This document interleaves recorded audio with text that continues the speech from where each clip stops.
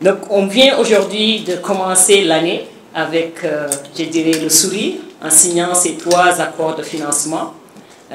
2 accords de financement qui sont des financements additionnels au secteur de l'énergie.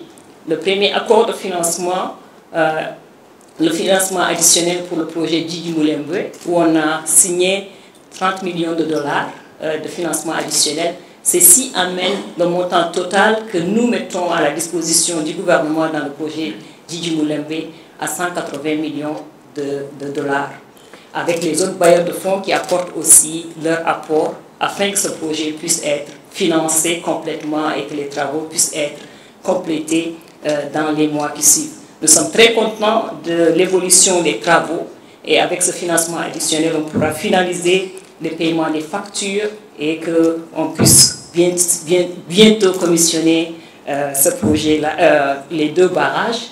Et j'espère que ça sera dans les prochains mois et que ça va ajouter environ 49 MW à la production d'énergie dans ce pays-là. Ce sera une grosse contribution et un grand changement dans la capacité de la régie des eaux.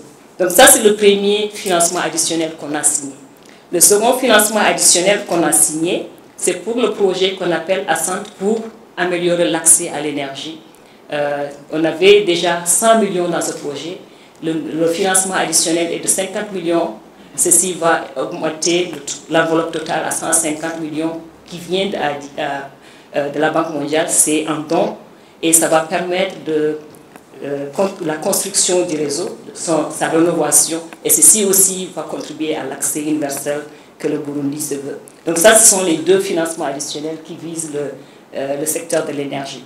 Le nouveau projet qu'on appelle le projet Colline, il y a un nom burundais qu'on appelle Nakuga, d'environ 88 millions de dollars, vise à augmenter la productivité des terres et la résilience climatique des communautés fragiles dans 80 collines à travers 87 sous-bassins versants. C'est un projet au niveau du ministère de l'Environnement. Ça va augmenter la résilience climatique du pays et diminuer la fragilité des sols. Et nous espérons que, comme le succès du projet de restauration des paysages, ce projet aussi aura autant de succès et contribuera à la résilience climatique. Donc ce sont les 3 accords de financement qu'on vient de signer. Ça, ce n'est que le début. Et maintenant, on va viser à les mettre en œuvre. Et on commence l'année 2025 avec déjà, combien c'est en tout à peu près 168 millions de dollars. Donc c'est une grosse contribution au programme prioritaire du gouvernement du Burundi. Et maintenant, on va aller à la mise en œuvre. Merci beaucoup.